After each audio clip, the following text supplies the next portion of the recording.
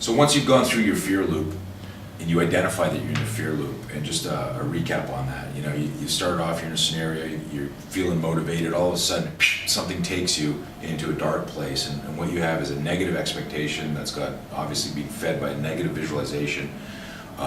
If you have time to really assess it and kind of storyboard what's going on, you'll find out that you've got some negative beliefs, you've got, you know, influences from a negative neuroassociation, and this is all creating the false expectation or false evidence.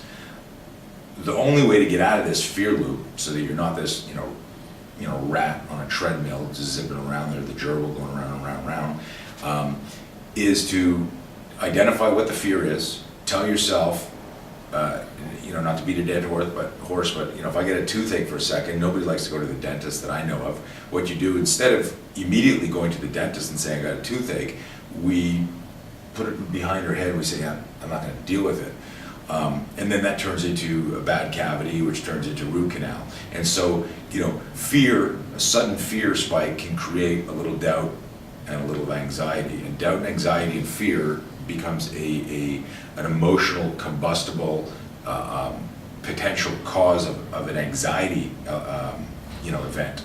And so we don't want that. And, you know, we talk about, you know, the warrior athlete is a type A alpha male. He's not going to say to his coach, you know, hey, you know, I'm feeling this, I got butterflies in my stomach. And so you need to have these skills. And the only way to get out of there is to label them properly using the acronyms, and then say, am I challenged or threatened? And that's really the light switch. You flip that switch, am I challenged or threatened? So if I'm up at bat, am I thinking, I hope I don't strike out and get benched? Or am I thinking, I belong to be right here, I deserve to be right here, I'm gonna get a hit. I'm not going for a home run, I'm not going for a triple, I'm gonna hit the ball, and I'm gonna get on base, and I'm part of this team.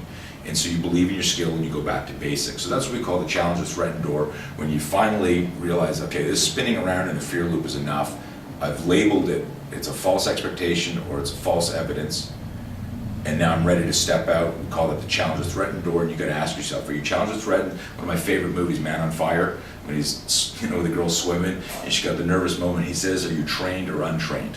Same sort of thing. He delivered it better than me, unfortunately.